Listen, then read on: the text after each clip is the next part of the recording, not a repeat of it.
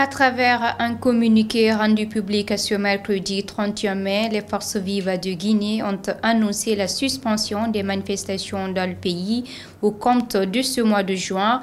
Interrogé sur le sujet, le camp du FNDT a estimé que ces coalitions ont perdu la confiance des citoyens.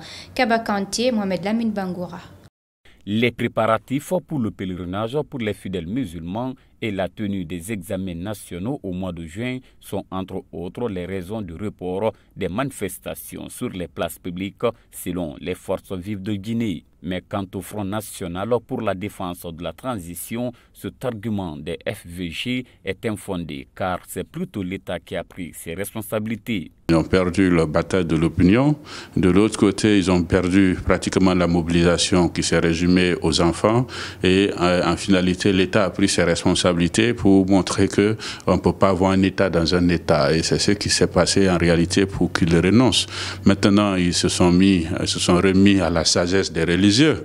Selon le coordinateur du FNDT, les forces vives de Guinée sont en train de rater une nouvelle opportunité qui est celle du débat d'orientation constitutionnelle. Nous avons l'étape de la Constitution qui est une étape extrêmement importante où aujourd'hui il y a le débat d'orientation constitutionnelle qui est ouvert, où l'ensemble des acteurs sont en train de passer, mais nos amis sont en train de rater aussi cette occasion et la décision sera prise sans eux comme la décision des 24 mois a été prise sans eux. Mais ça s'applique à tout le monde parce que c'est un débat citoyen. Le débat citoyen va directement sur le citoyen. On cherche si tu as des contributions, c'est le moment de faire ces contributions. Je vois qu'ils sont en train de passer par quelques organes tels que par exemple le barreau,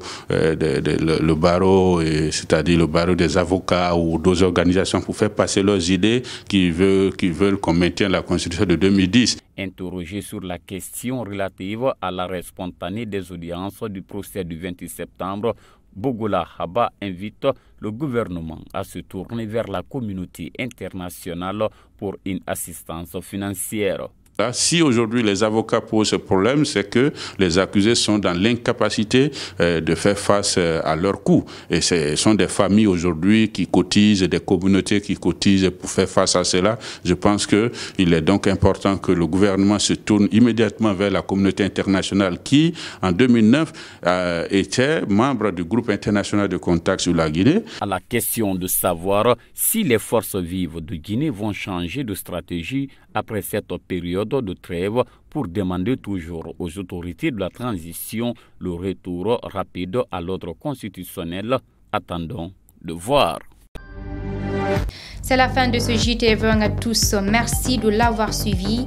Les informations continuent sur nos différentes plateformes de communication digitale, Facebook, Instagram, Twitter, YouTube, LinkedIn.